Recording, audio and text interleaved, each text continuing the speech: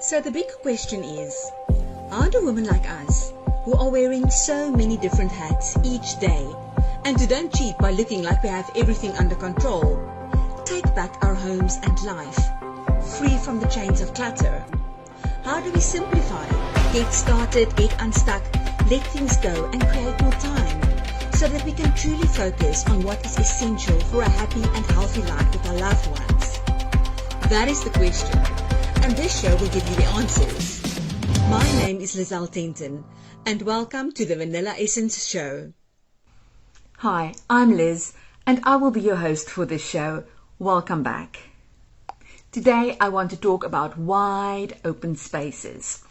I always say to my husband that it feels like I can think more clearly if I have a view into the distance, if I have wide open spaces all around of me.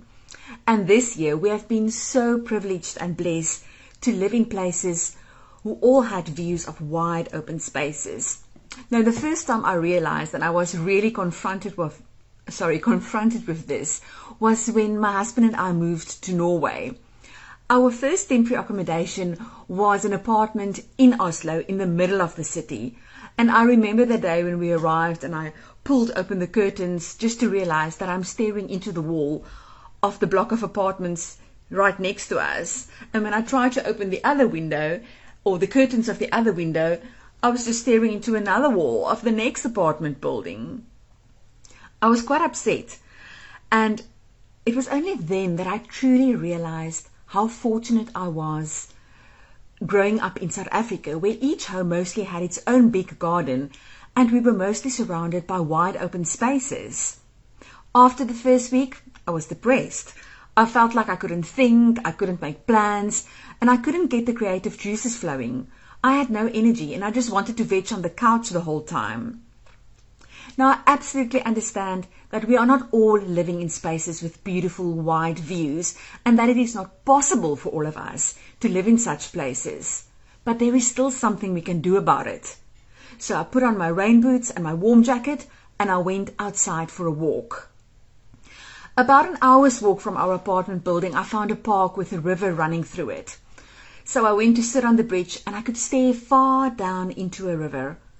After a while, it started to feel like I could breathe again and I could think. So I stayed there for a very, very long time. And it became one of my favorite places in Oslo. So what I'm trying to say is that if our homes are so cluttered and messy and there is stuff everywhere you look and on every possible flat surface, it has a huge impact on how you feel.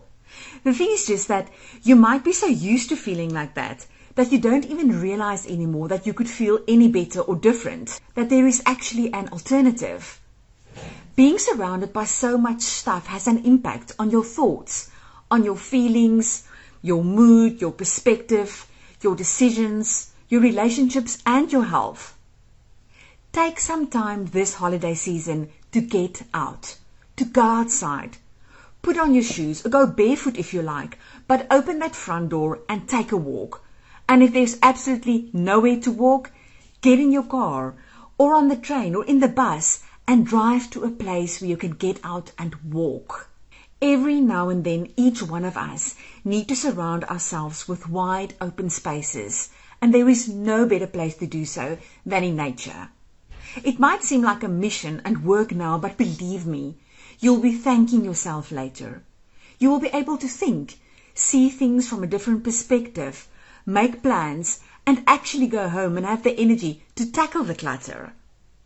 With every new year comes the opportunity to make changes. Now, this is a great way to make a change to that clutter that you have stared at for so long. Put your shoes on and take a walk.